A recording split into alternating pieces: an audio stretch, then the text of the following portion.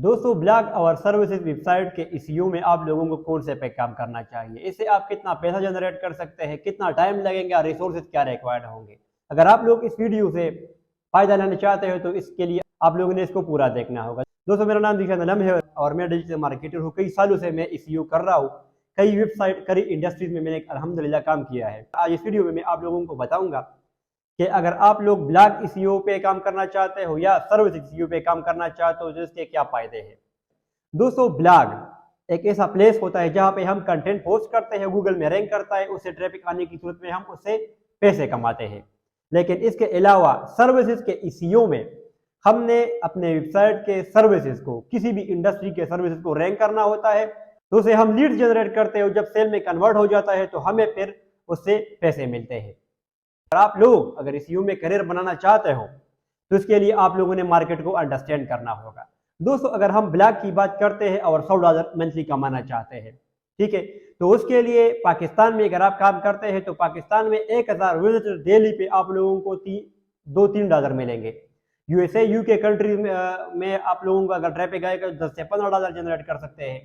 तो for example, अगर हम यहाँ पाकिस्तान में काम करते हैं तो डेली अगर हमारा 1000 का ट्रैफिक होगा, मंथली 30,000 का ट्रैफिक होगा, तब हम $100 ऑलमोस्ट जनरेट कर सकते हैं। लेकिन अगर इंटरनेशनल ट्रैफिक होगा तो उसके लिए आपको 10-15 हज़ार ट्रैफिक रिक्वायर्ड होगा कि आप लोग $100 के अबाउ जनरेट कर लें।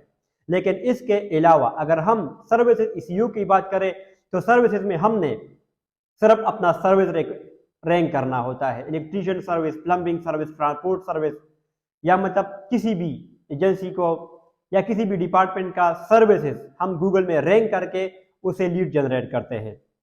दोस्तों, अगर अभी हम बात करते हैं टाइम की, तो ब्लॉग पे हमें 1000 ट्रैफिक हासिल करने के लिए अगर हमारे पास 50 आर्टिकल होंगे तो हर आर्टिकल पे हमारे पास कम से कम 20-25 ट्रैफिक आएगा, तो उससे हम 1000 ट्रैफिक जनरेट कर सकते हैं। अगर हमारे पास 25 आर्टिकल होंगे तो उसको डबल कर ले। इस तरह आप लोग अंदाजा लगा सकते हो कि मैं 50 आर्टिकल बनाने में, राइटिंग करने में, पोस्टिंग करने में और उसको इंडेक्स क्राउड करने में कितना टाइम ले सकता हूँ। इसके मुताबिक अगर हम सर्विसेज की बात करते हैं तो सर्विसेज में हम कुछ पेजेस रिक्वायर्ड होते हैं और उसको हम रैंक कर लेते हैं, तो उसमें इतना ज्यादा टाइम नहीं लगता जितना ब्लॉग पे लगता है।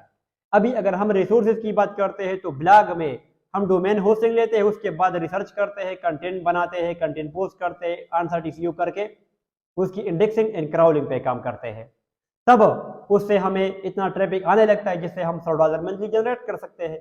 लेकिन सर्विसेज में अगर हम रिसोर्सेज की बात कर रहे हैं तो उसमें कुछ ही पेजेस होते हैं जो कि हम गूगल में इंडेक्स क्राउल करके उससे ट्रैफिक हासिल करते हैं, तो उससे इतना लीड्स एंड सेल जनरेट हो सकता है जो कि $100 हमारे लिए जनरेट कर सकता है। तो दोस्तों, अगर हम ट्रैफिक की बात करते हैं तो ब्लॉग में हजारों ट्रैफिक हमारे लिए रिक्वायर्ड होता है क्या कि हम कुछ अपना टारगेट अचीव कर ले। लाइक जिस तरह हमने इस वीडियो में बताया कि $100, तो उसमें हजारों ट्रैफिक रिक्वायर्ड होता है। लेकिन सर्विसेज वेबसाइट में आप लोगों को कुछ लीड्स रिक्वायर्ड होता है। फॉर एग्जांपल, अगर हम एक ट्रांसपोर्ट इंडस्ट्री की बात करते हैं और वहां पर मंथली जो पिक एंड ड्रॉप सर्विस होती है ना, तो मतलब एक भी अगर लीड उसमें कन्वर्ट हो जाता है तो उससे काफी अच्छी रेवेन्यू जनरेट हो सकती है। तो उसमें कुछ लीड जनरेट करने के बाद हमारा इतना बन जाता है, तो उसको रैंक करने के लिए टाइम और रिसोर्सेज कम रिक्वायर्ड होते हैं सर्विस वेबसाइट में एज कंपेयर टू ब्लॉग। तो दोस्तों, मैंने जितना कोशिश किया तो मैंने आप लोगों को ये बताने की कोशिश की है कि अगर आप लोगों ने एसईओ करनी है, माइंड खुला रखना है, आप लोग ई कॉमर्स की एसईओ कर सकते हो, ब्लॉग की कर सकते हो, सर्विसेज की कर सकते हो, किसी भी बिजनेस का कर सकते हो, या अपने बिजनेस का कर सकते हो या किसी और का कर सकते हो। तो इसमें रिसोर्सेज, टाइम और गोल, सारी चीजों को अगर आप मिलाएंगे तब आप लोग इससे अच्छी रेवेन्यू जनरेट कर सकते हैं, क्योंकि ये एक बिजनेस है। बिजनेस में आप लोगों ने ये सारी मेट्रिक्स को एनालाइज करना पड़ता है, तब आप लोग एक प्रोजेक्ट पे काम कर सकते हो। तो मुझे उम्मीद है कि इससे आपको कुछ ना कुछ आइडिया हुआ होगा। मजीद इसमें अगर आप लोगों का कोई क्वेश्चन है तो कमेंट सेक्शन में पूछ सकते हैं और मजीद वीडियो के लिए आप लोग हमारे चैनल को सब्सक्राइब कर सकते हैं और पेज को फॉलो कर सकते हैं। अल्लाह हाफिज।